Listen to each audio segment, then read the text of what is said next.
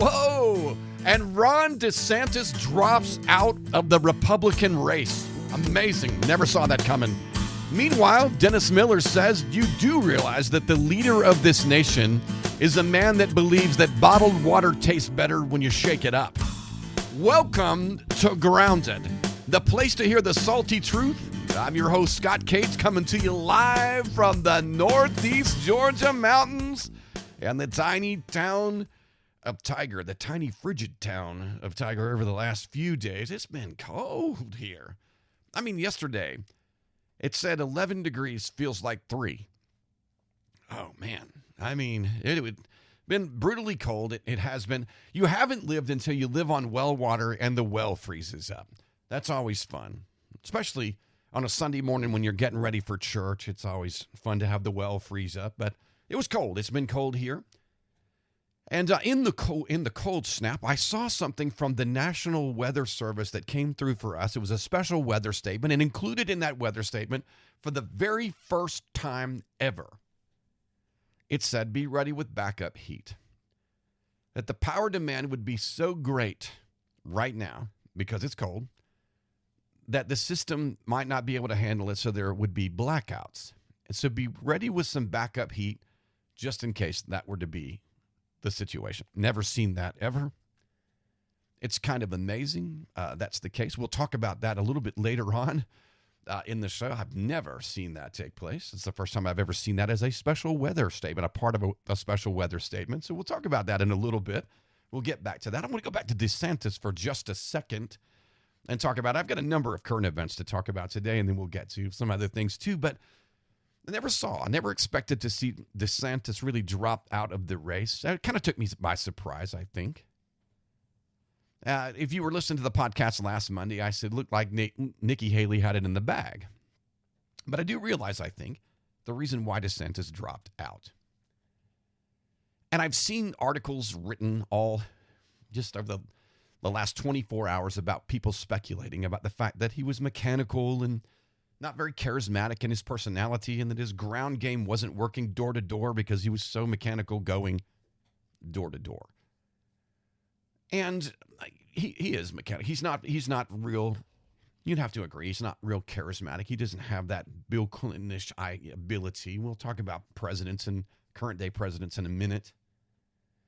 But I think really the issue is, and this is what I discovered, is that the day after the Iowa caucuses, I began to look. I wanted to go in and see, hey, who took this? Who took second place? I really wanted to know. You couldn't find an article telling you that DeSantis had taken second place without digging into an article. It was not major headlines. And then I realized something, that DeSantis was never going to be the darling of the media. Nikki Haley became the darling of the media. And so I think when DeSantis actually won second place in Iowa, we'll talk about the Iowa caucus in a minute because a lot happened at that there in Iowa. But I think when he won second place and then went to the media and saw that no one reported on that, and I mean no one. I mean, I looked Fox News even. No one. Because they had it in the bag for Haley. That I believe when Ron DeSantis discovered that he would not have the media on his side, that he knew that there was no way in the world he was going to win anything. Now, that's part of it, I think. This is my opinion. And if you look back and you see, you have a lot of famous people that when this nation was originally started. You have Alexis de Tocqueville at one point who came to America, was French, came to America, and was talking about the American press at one point. You had Daniel Webster, actually, who got up to speak about the American press at one point, and he was saying at one point in history, he said, look, if you don't have the press on your side, there's no way.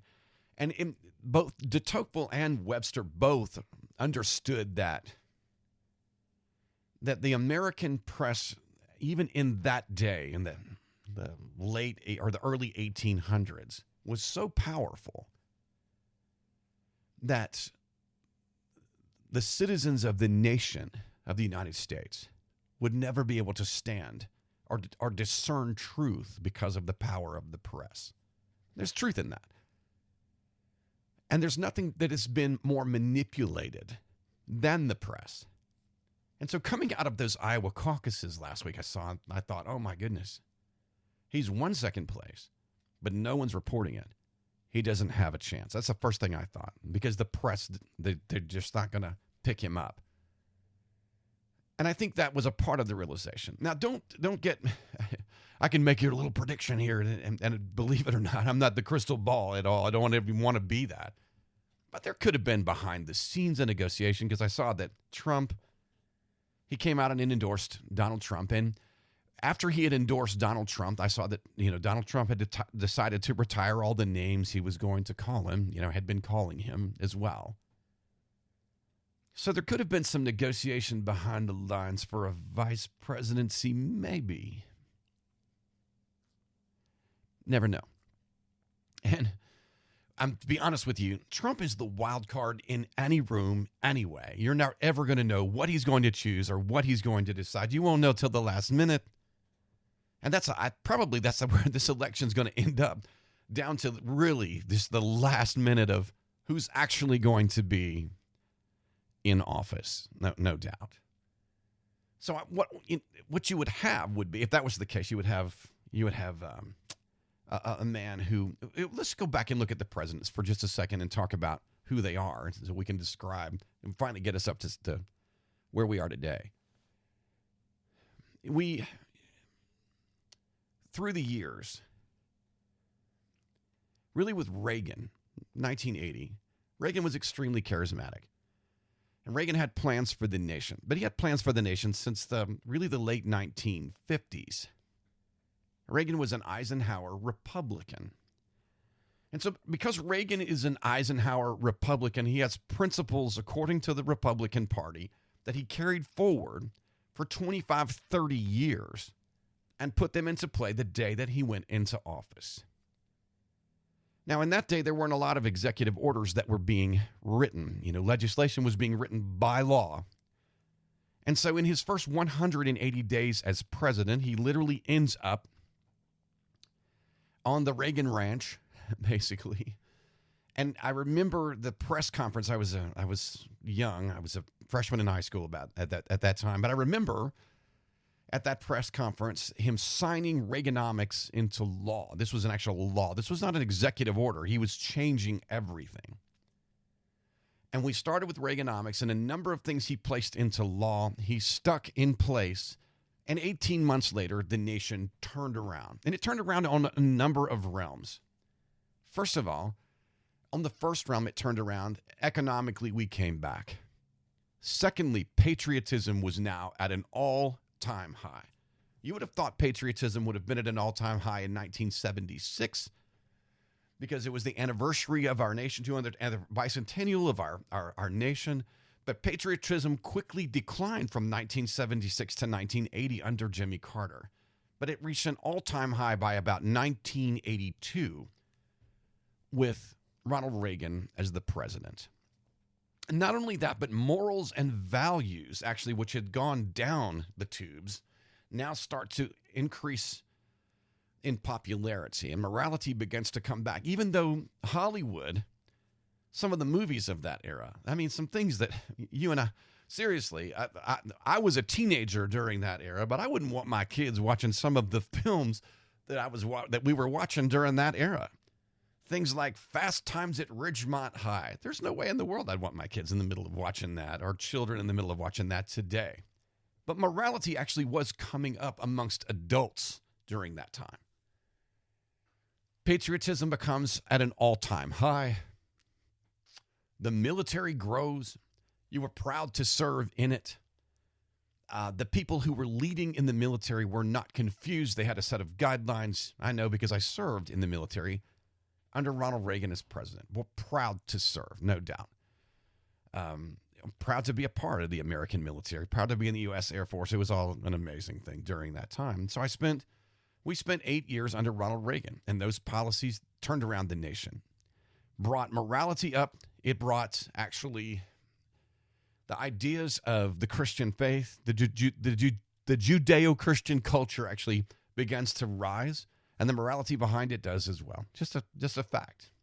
And even at that, Reagan was not what you would call a strong Christian in any way. He wouldn't say that, but he did mention God in his statements.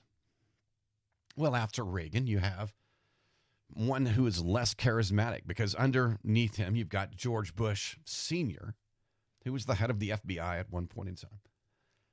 But also, George Bush Sr. comes into office, and when George Bush Sr. gets elected, for 4 years, we're just signed back over that Reaganomics. And we still have pretty much up to this point. He's elected in 1988. And in 1990, the millennial generation comes on full scene, at that point in 1999. And what brings on really that whole millennial generation and the idea of that, some of that is technology and, some things that are happening online. We see the internet come really full swing by 1990, 1991, 1992. But also, we see music change. I can go through that with you as well. A film called Singles at that point came out and just changed the American culture overnight. I was working in a place and watched the American culture change literally within 6 months. And it changed everything. And so the millennials come onto the scene. And when they do come onto the scene, within a few years of that, really by 1992, we have another election. But this election's different because now you have a man who's extremely charismatic. And for the first time, we introduce what's called the town hall meeting. We've never done this before. We've never had anything but debates before where one stood on one podium and one stood on another. But the idea of having a town hall meeting was exactly what Bill Clinton needed, because he was that good at being able to stand and really lie to the American public. No one could stand and lie to the American public quite like Bill Clinton. He was an amazing orator.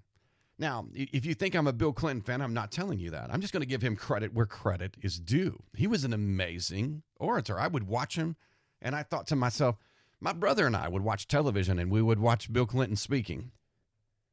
And I would look at my brother and say, he is smooth. Boy, he is good at what he's saying. And he was, because they would go out on the campaign trail with him, and he would walk into these restaurants and walk up and talk to these people. So personable, so charismatic, and that went a long way. And I remember the night of the town hall meeting. George Bush Sr. was sick. Ross Perot was on the stage, and he didn't have a whole lot of stage presence. Ross Perot, if you remember, those of you that remember, and neither did George Bush Sr. They sat on their stools. They never got off those stools to talk to the people. But I remember Bill Clinton getting up, taking his microphone, walking face to face to these people and addressing. And I literally looked at my brother at one point, and I said, he's going to win this. And he did. And he won really, really big. And he won 8 years. And the truth behind Bill Clinton's presidency and what made Bill Clinton what he is, they called him progressive, if you want to call him that, was the fact that for 7 years, all Bill Clinton did for 7 years of his presidency was sign back into law Reaganomics for 7 years. So the economy still sort of stays stable. And we've been coasting on Reaganomics for all of this time until the last year of the Clinton presidency. And in the last year of the Clinton presidency, what happens? He unhooks us from Reaganomics and decides to put into law his own economic plan. And it literally is a disaster. Then we get into the whole Bush-Gore, everything that happens there. And George Bush Jr. gets elected as the president. Well, upon leaving office there, Clinton's whole team leaves an absolute disaster to clean up. We're still not into executive order here. We're still signing things into law. So we're not, these are permanent laws that are being written that are on the books under Clinton's presidency. Not many of those really. Many of those were being carried over already from the past. And so by the time that George Bush Jr. takes office, George W. Bush takes office, there are a number of things that happen. We have September 11th, 2001, which takes place. It's really,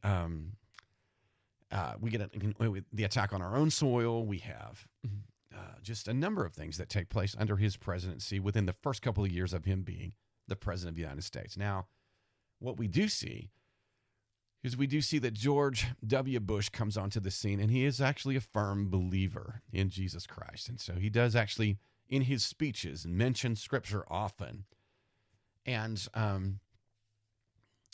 tries to sort of turn around the nation. But there's a ton of rebellion that's happening within the nation during those days too as well. And just like in the days of the Great Depression, Herbert Hoover gets blamed for the Great Depression because he was the president at the time that happened. But to be honest with you, if you back up 100 years from now and you go back and you begin to look, Warren Harding was the president of the United States during that day. One of the worst presidents we ever had. As a matter of fact, at the close of him being in office, he's literally on sodium pentothal and dying in his bed. No one's leading the nation. By the close of that, Hoover takes office. We enter into the Great Depression because of the policies of the man before. Same thing happens under George W. Bush. We enter into a massive recession, and it really had started. They're trying to, sort of hold it off. But by the time we get to the mid-2000s, a number of things happen. Well, the American church is at an all-time high. We're into the health, wealth, and prosperity gospel during that time. Really, by 2003, it's really hit. It's the height of everything. At that point, we see the economy and really, the God of wealth, if you want to call it that, at an all-time high, and prosperity at an all-time high. And then all of a sudden, everything gets jacked up and jacked up and jacked up and continues, and deregulation starts to take place. And as it does, there's nothing to stop the rise of things like real estate and other things. And all of a sudden, that has to level out. And by 2007, 2008, we have a recession. Well, also during that time, we introduce a brand new fella. George W. Bush was not a very charismatic man. He could speak, but he was not a great orator really either. And then here comes Barack Obama. And Barack Obama comes on. He's a novice, a complete novice, really, in the day. And he is. And he's not really done anything. He's not been a lawyer long. He's not really been in any legislation at all to speak of whatsoever. He's sort of been an activist, I guess, a human rights activist, maybe, if you want to call that. And I'm not even really sure that was the case. He writes a book of which now we know by the co-author, much of it is fiction and was not ever truth in the beginning. And he steps up, and all of a sudden I hear all of these people say, isn't he a great speaker? And I'm thinking to myself, what? Are you kidding me? I mean, we've had the likes of Bill Clinton and we've had the likes of Ronald Reagan who've come before us, and Barack Obama literally who can say, the word, literally 20 times in 60 seconds. And I thought, this guy is the worst speaker, but he was a media darling. That's the thing. He was a media darling. They loved him before he became the president. And when he became the president of the United States, most people don't even understand what happened at the Democratic National Convention for that year. But there were two states, once they got to that convention, that were pulling for Hillary, and that had already voted for Hillary. And in order for Barack Obama to win the nomination, they had to toss out two states' worth of votes, which Howard Dean, who was the president of that convention at that point in time, decided that's what they needed to do. So they tossed out two states' worth of votes on the floor in the convention to get Barack Obama to be the nominee. And I always wondered why Hillary didn't throw a fit in those moments, but she didn't. So there had to have been some agreement, I'm sure, behind the lines. She's going to become Secretary of State. So I guess she's got an important place in his administration at some point. And we elect a complete novice. Now, we do the same thing with Trump, don't get me wrong, and we'll get there in a moment, but we elect a man who's a novice in everything. He's never been a businessman, never really been a lawyer, never really been a politician in any way. And he steps in to lead this nation. And this is where we see executive orders. Really, under George W. Bush, we see them start to get ramped up, but executive orders come by the tons during the Barack Obama administration. And they come on the scene with a vengeance. I remember at that point, there was a point where, I want to say June of that first year, that they were letting pastors know that they were considering you turning in all of your audio recordings to the government so that they could be listened to find out if you violated any laws whatsoever. And that was only shot down by just a few votes at the last moment, which was a real interesting moment if you were a minister in those days and were preaching morals and values, because that could have been a violation of the law according to what they were about to pass. And thank God it got shot down and was against our freedom of speech in that day. So I remember the rights that were already beginning to come and be taken away during that administration. And one of the reasons why is because morality was never something. It's amazing. Morality was important during the Reagan administration. Morality was important during the first Bush administration. Not necessarily so important during Clinton's administration. It wasn't a concentrated effort to keep things on sort of the forefront. You had Gore's wife, Tipper, kind of trying to do some things, but that was it, and it was really on a small scale. Then you have George W. Bush take office, and morality becomes something that he wants to put back into law. By the way, as the leader of the nation goes, so does the nation. Then Barack Obama comes into office. There's literally no morality whatsoever during that time. And then Trump gets elected. Trump gets elected after Obama, and he gets elected he's an American businessman. He's been successful, so he puts some of that policy and practice into place. And really what he does is he signs back into law Reaganomics after being away from it for so long. And we see that success in 16 months. Now, listen, folks, the reason why we can see that success in a 16-month period is because of the fact that Trump's able to use executive order to place into law that which Reagan signed actually into law. Trump's able to do it temporarily by executive order. So when these presidents leave office, they have to go and unravel all of the previous executive orders, which there were tons under Barack Obama. But Trump is able to sign these executive orders into place. And 16 months, which is a record, the economy and everything begins to turn around. And to be honest with you, for just a while, we hold off this whole wave of immorality that is coming down the pike for just a little bit until Joe Biden gets elected. And then coming down the pike, not only is immorality celebrated, but now there are laws to protect it that come down the pike. And even laws that protect that which is not even remotely real.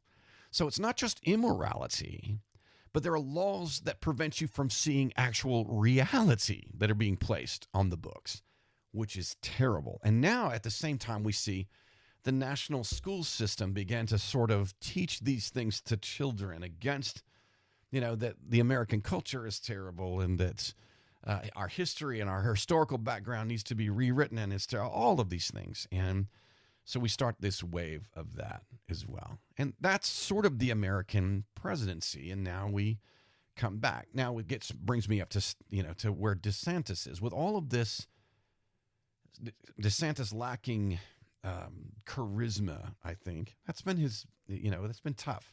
And the media not being on his side. The media really liked, to be honest with you, even though they were against Trump, they gave him a lot of airplay. They really liked him.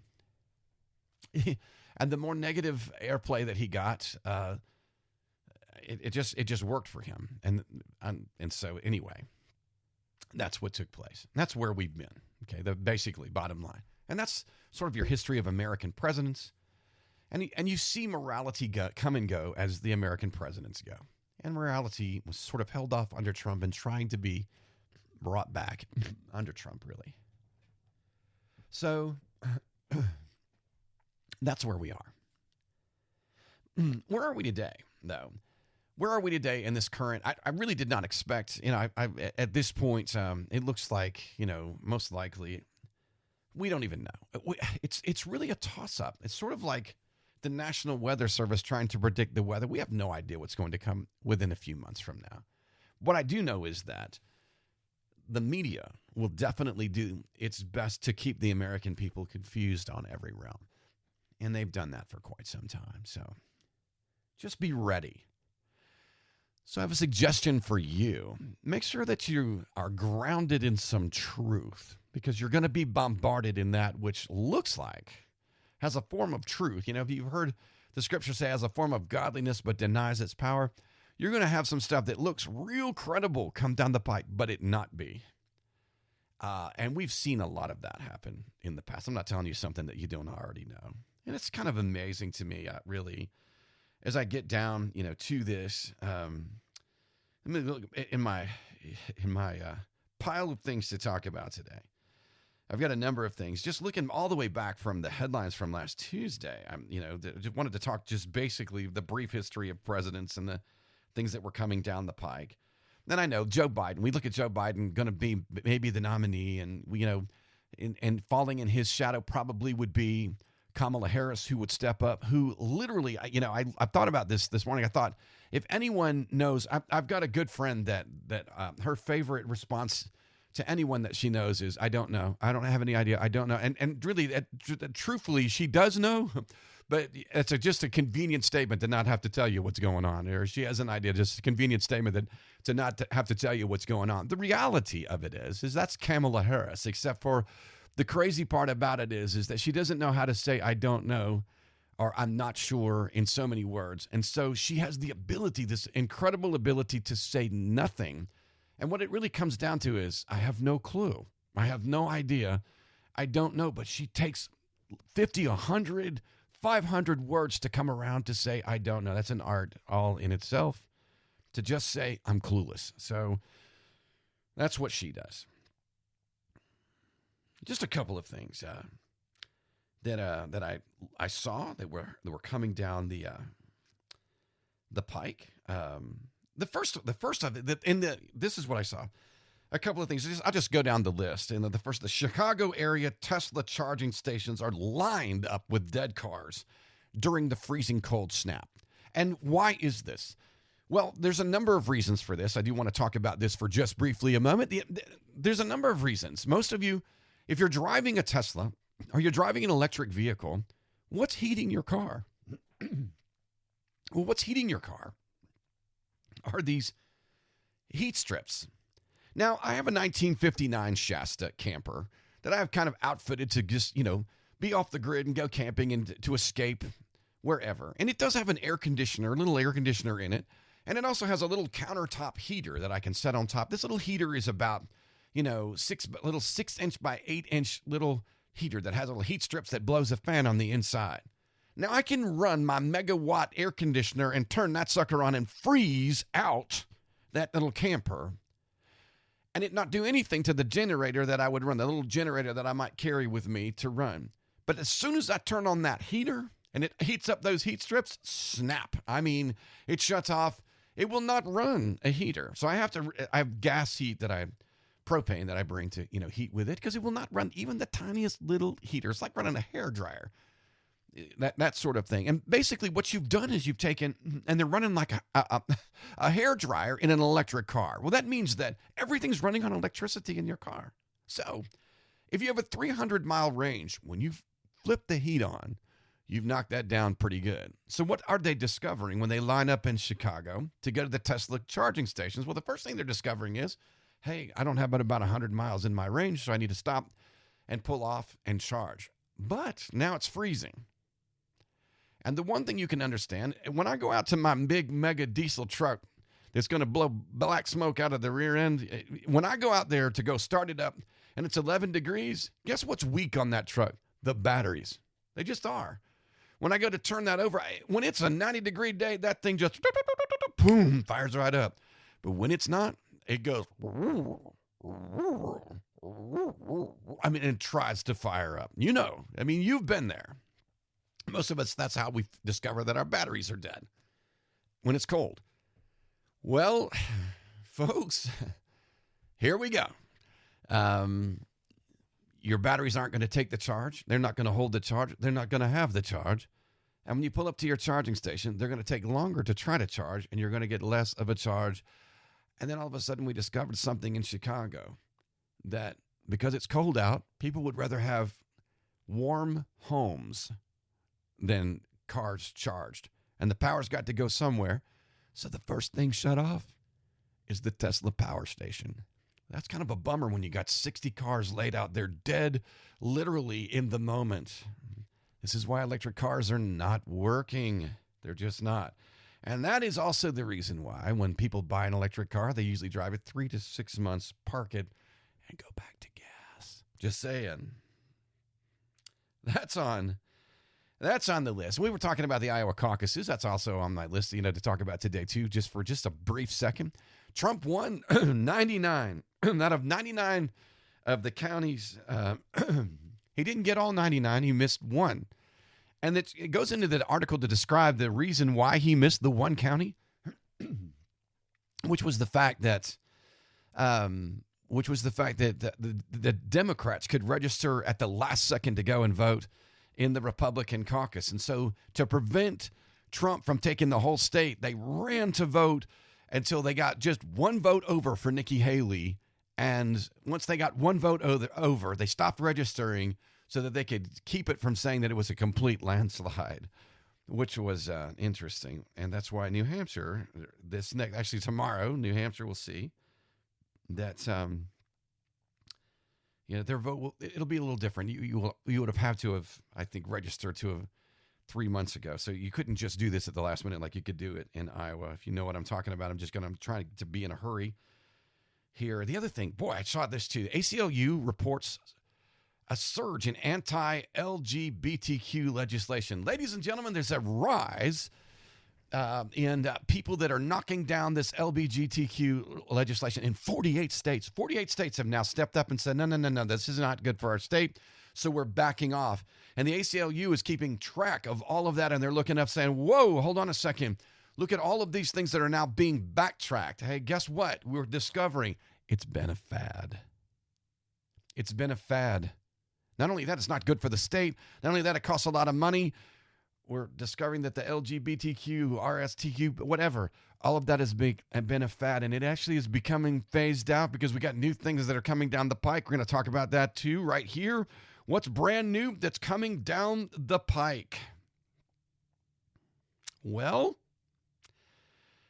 furries are infiltrating our schools. This is where kids dress up, and they honestly are. This is not just in our nation, but it's in many, many nations. Sweeping through Europe, they call it an epidemic in this article. It's talking about the fact that kids dress as like cats and dogs and other animals. And the only communication that they actually have is they meow and they bark. They don't speak. This is what they do.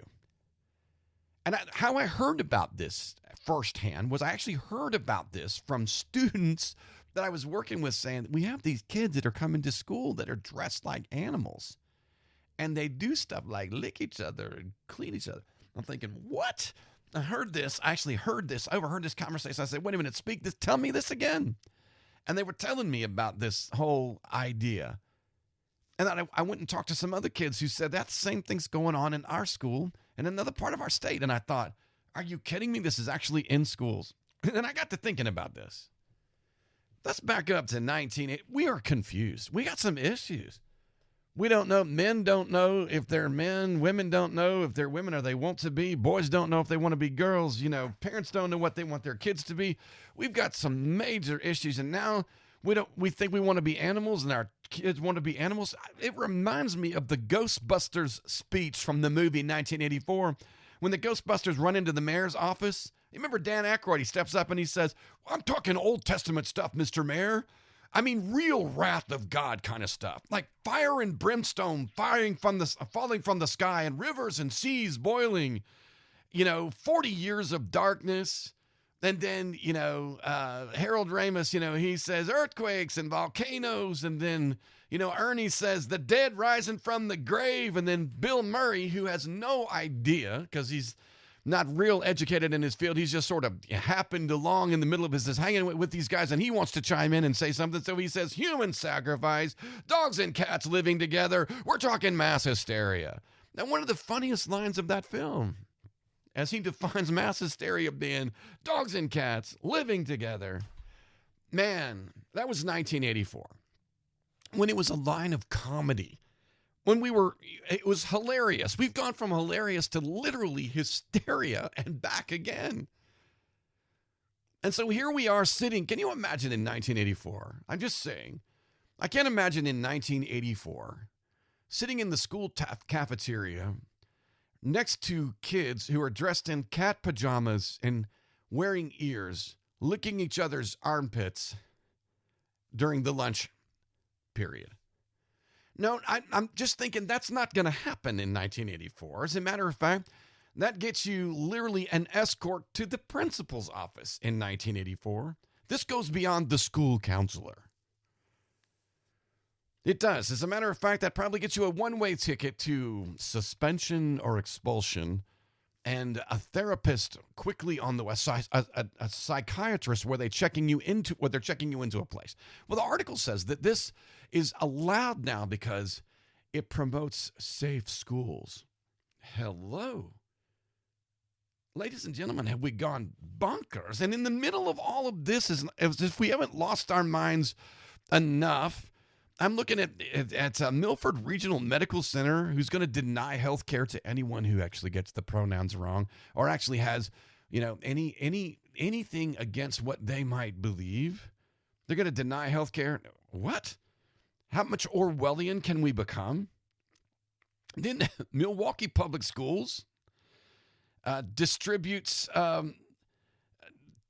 memos to teachers where they're supposed to decenter whiteness. That means that if the white kids in your class raise their hand to answer, you're supposed to ignore them and wait for any other color to raise their hand. And the whole purpose of this article is to say that we want to put down racism. Well, ladies and gentlemen, at the moment a kid raised their hand, no matter what their color, including white, if you're going to put down racism, you let them raise their hand and answer whoever raises their hand, not wait for the particular color you want to raise their hand, because that's racism in its finest form. Let me just go on, because I just got on my high horse today, and go on that. Some people wonder, I can't figure it out sometimes. I walk into places and believing in what I believe in Scripture, why people are so against the horse I ride in on. Finally, my last article of the day, a Kansas couple is charged with collecting a man's retirement while keeping his body in their home for 6 years. Now, this article has a million things wrong with it. Turns out that this couple, I think it's the wife's father, who's been in the home for 6 years, and his pacemaker quits. 6 years ago, his pacemaker quit, and they just collect on his retirement. And they collect like $215,000 on his retirement. And finally, at some point in 2022, he makes the phone call. The husband makes the phone call and says, "Oh yeah, by the way, someone died in my household." Well, he's been dead for 6 years. Now, they're getting charged with fraud on collecting his retirement. Hold on a minute. What about this am I missing? There's been a dead man in your house for 6 years. This guy's been dead for 6 years. Now, I don't know about you, and they said that his remains were actually mummified. So people are more concerned about the fact that they frauded his retirement than the fact he's been dead for 6 years. Where are we? Really, where is our mental health here as a nation? When the fact that they've defrauded from retirement is more important than the guy's been dead for 6 years in the next bedroom.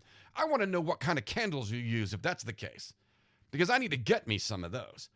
All of a sudden, 6 years, and then they go in and they read. They literally go to pick this guy up. They read his pacemaker, and they said, "Oh yeah, that thing quit 6 years ago. He flatlined 6 years. 6 years ago." Come on now. I mean, what were you thinking? I mean, did you just say, "Well, it's been 3 months and he hadn't had a sip of water, and his water's empty, so he might have drank it last night"? I have no idea. What are you doing on Thursday or Friday night? You walking in and go, "Hey, Pop, we're going to get some pizza," and he doesn't answer. I guess he doesn't want any. He hasn't had a piece of pizza or anything to eat in 6 years. The guy's gone. And you call in 2022, 6 years later, and finally say, "Oh yeah, someone's died in our house."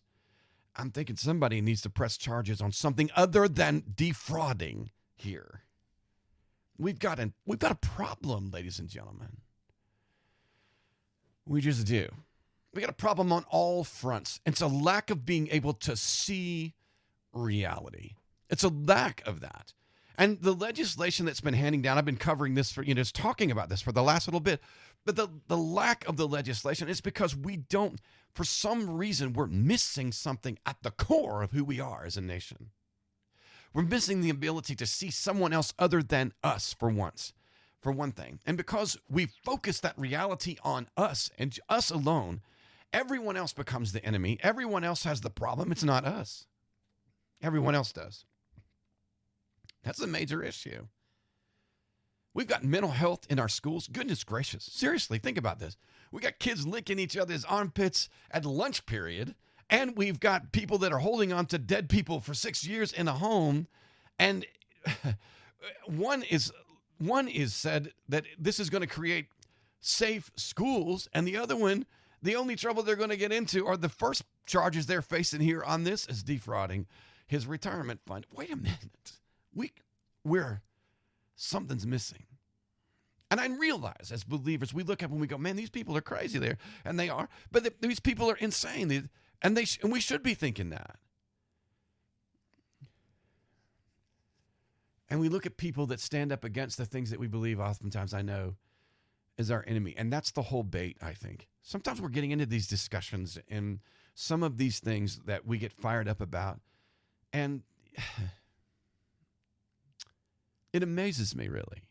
What's missing? What's missing is a grounding of the truth, period. And it just is. I was talking last week, I was talking about really the pattern that men go through, being broken. I think we're protecting ourselves sometimes from being broken. What about the fact that, Dad was, I think the guy was 81 when he died. What about the fact that someone had a heart for this dad at 81 years old? What about that fact?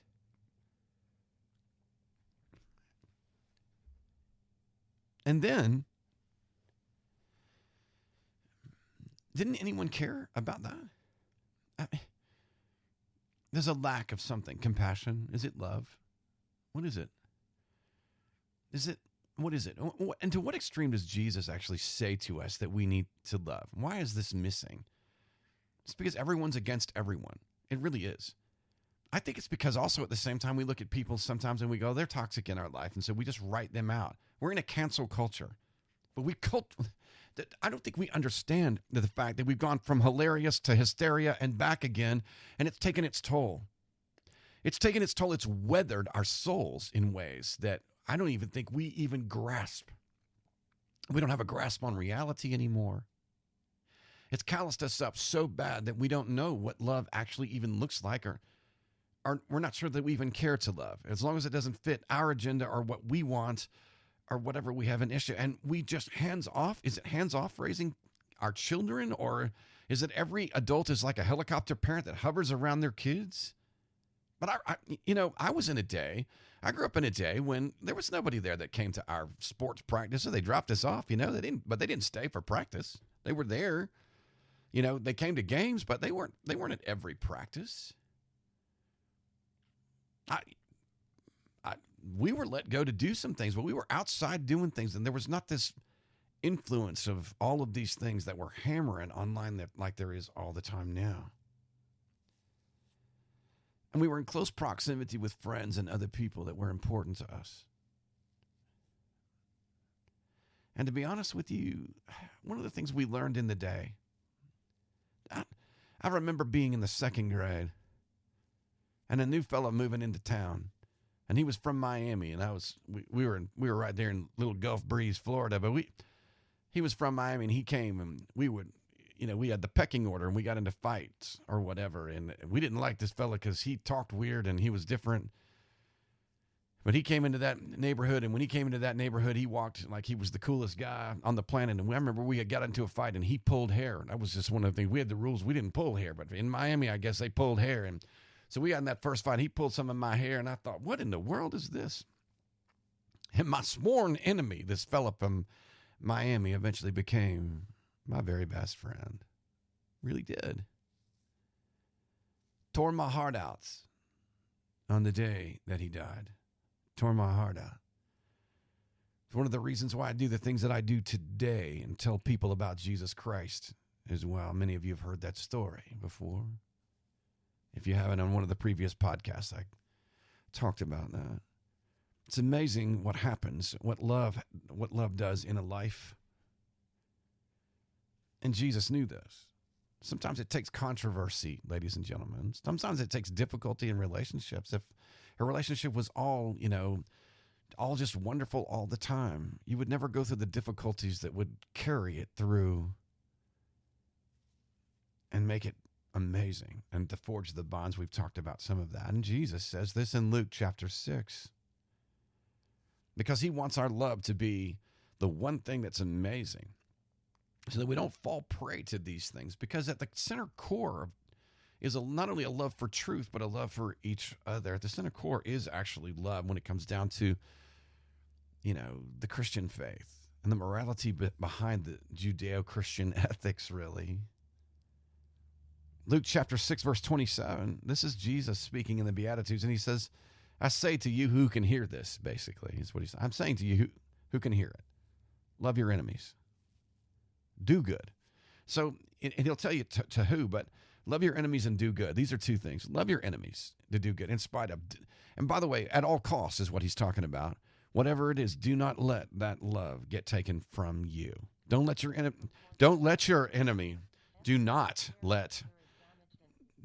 let anyone or anything take your love from you, not even your enemies. So I say to you, love your enemies. Do good to those who hate you. Don't let them take the ability to do good from you. Don't you let that heart get turned. Bless those who curse you. Don't let that seed of bitterness take root in your heart. Bless those who curse you and pray for those who spitefully use you. Don't write them off. This, by the way, it's amazing. The ones who spitefully use you today, we define as toxic, and you just write them out of your life. Don't do that. Pray for those. Pray for them. Don't write them off and walk away. This is what Jesus is saying. Modern day society says something completely different. We have a reason today we don't understand love. These are the reasons why we don't. Don't let anyone take that love from you. Love your enemies. Don't let anyone take the ability for you to do good to them. Do good to those who hate you. Bless those who curse you. Man, don't let them take the ability for you to be a blessing. And pray for those who spitefully use you. Keep that love alive in your heart. Even to the point where it says, to him who strikes you on one cheek, go ahead and offer the other also. Let that love be so bold you're willing to take another blow. And from him who steals your cloak or takes it away from you, give him your tunic. So if he takes your jacket, ask him, would you like my shirt? Because I'll give that to you as well, if that's what you have to have. And by the way, there's an amazing love there. There's an amazing love there, because if all you want from me is something, all I ever want is you. I think that's the amazing love of that is this. Look, I don't want anything from you. I don't want anything you can give me. I just want you. It's a beautiful love. It really is. I don't want your jacket. I don't want your shirt. As a matter of fact, I love the fact that you're warm. I just want you. And I'll give you mine so that I know that you are warm. Give to everyone who asks of you. And from him who takes away your goods, don't go and ask for them back. And just as you want men to do to you, do to them likewise. Why? Verse 32 says, if you love those who love you, what credit is that to you? For even sinners love those who love them. And if you do good to those who do good to you, what credit is that to you? For even sinners do the same. And if you lend to those from whom you hope to receive back, what credit is that to you? For even sinners lend to sinners to receive as much back. But love your enemies, do good, and lend, hoping for nothing in return. And your reward will be great. Your reward will be great. And so we look at this, and what's amazing about this is we're looking at this and we're saying that our reward will be great in heaven is what we're actually, I hear people say that, but your reward in heaven, it's going to be what's going to come afterward. It isn't going to be that. Listen to me carefully as I say this to you today. The one thing that is being taken out of our souls and out of our hearts is love. The one thing being driven at us is to try to turn our hearts to hate. You want a great reward? You'll find a person who loves at all cost. Who loves at all cost. Great is their reward. Love wins, and it does. Your reward will be great. And it will be great, by the way, in heaven, no doubt about that, yes. But your reward will be great here. Because your heart will not be bitter. It will not be calloused and turned. You'll have a firm grip on reality as well. You'll be able to actually laugh, which we're not seeing a whole lot of. Because your heart will be free. Your soul will be free. And you'll be sons of the Most High. For he, that is God, is kind to the unthankful and evil. Therefore, be merciful, just as your Father is also merciful. This is important. This is important that we guard our hearts right here, because what's being driven at us is hatred. Go ahead and turn that heart in hate. Go ahead and turn and move. No. Listen to me. Believers, listen, hear me. And anybody who's listening to me that you can hear, don't let anyone take that love from you. No matter what happens. No matter what happens. Yeah, but you don't understand. Scott, I am hurt. I know. You don't understand. I feel this pain. I do know. But the cost of it cannot be your heart. It cannot. Don't let it be your heart. Because the one thing that we'll find ourselves doing is withholding the gospel sometimes. Because of the fact that we won't come forward to speak to those that we might not like, or that we've let bitterness grip in our heart. Do you realize that some of those may be the greatest friends we will ever have, especially as they come to know Christ and they learn how to love? Next verse says, judge not, and you shall not be judged. Condemn not, you shall not be condemned. Forgive, and you'll be forgiven. Give, and it will be given to you. Good measure, pressed down, shaken together, and running over will be put into your bosom. So it goes back. All these verses is what he's saying. He goes back and he says, love your enemies. He goes all through all those details on how to do that. Be merciful. Do not judge. Basically, what he's trying to tell you is this. Don't you speak judgment on someone else. Don't do it. Don't let that heart become judgmental, and don't callous it up. Don't be condemning. Don't let that heart get calloused up. Forgive. Make sure you forgive. Let go of that which you're harboring. Don't let that be chained to your soul. Give. Good measure, pressed down, shaken together. And then it says this, and running over. It'll be put into your bosom. Bottom line is this. It'll be applied to your heart. The measure in which you apply to others, your love that you apply to others, who you are in your character to others, that will be poured into your soul. Because at the end of the day, when you lay your head on the pillow, your thought and your heart and your soul will not be bitter, but it will be free. Not only free in the aspect that you have love for others, but also free in the fact that you have a mind that is open now to absolute truth that can grasp a hold of it, because it's not bitterness that's keeping you from it. This is important. So if you want to take, and just for a few moments for each day of this week, stop and read through some scriptures that you might want to consider. Go to Luke chapter 6 and read from 27 all the way down, really to 38, 27 to 38, and read those over and over this week. Folks, this is what's missing. This is what's missing amongst believers sometimes, but it's also what's missing in society. We're not free. We're tied down. And we need to be free and set free. Above all, love no matter what. Do good no matter what. It's important. Wait a minute. What about these fights? And what about these? I'm not saying that we don't get involved. I'm saying we need to be careful as we do get involved and not let it take a seat of bitterness and hatred in our heart toward the people that are behind that. Yes, I understand. I do understand.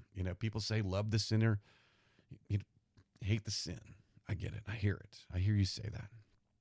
I'm telling you, I understand that. But in a culture that we're in today, being fed to us bitterness and a reason to be bitter, that's not us. It's not us. You don't need it. You don't need to pick it up. You don't need to grasp a hold of that.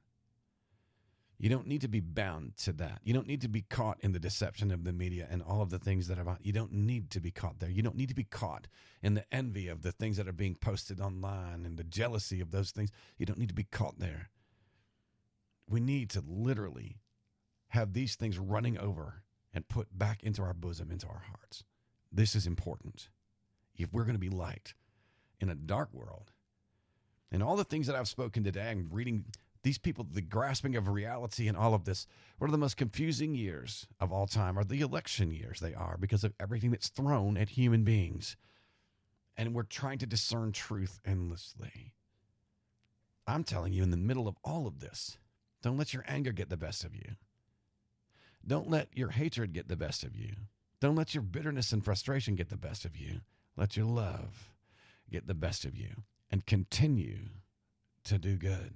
It's important. Again, Luke 6:27-38. I challenge you to take it every day this week and to set it into your heart and let that be you. You've been listening to Grounded, the place to hear the salty truth. Covered a lot today in current events and the things that are going on. I did cover a few things. And boy, I'm telling you, we've gone from hilarious to hysteria and back again. And we have. And I'll tell you, the foundation that needs to be found is a foundation of truth that's found in the scripture. It is. And based on Jesus Christ and who he is and who we are actually in him. Let me say this. If you do not know Jesus Christ as Savior and Lord, I'm telling you today, that's the greatest thing that you can possibly do is to stop and just confess Romans 10:9 that says, Lord. The verse says this: if you confess with your mouth that Jesus is Lord and believe in your heart that God raised him from the dead, you will be saved. If you'll stop for just a minute and say, Lord, I know that I'm a sinner. It's what keeps me from you. God, please forgive me of my sins. Help me to walk with you, and guide me daily. You can stop right where you are and talk to Jesus and ask him to become Lord and Savior of your life. You've been listening to Grounded, the place to hear the salty truth. I'm Scott Cates. Every Monday, try to be here the best I possibly can. And I hope maybe some of the things that have been said today have made sense. Yes, crazy times it is. From hilarious to hysteria and back again.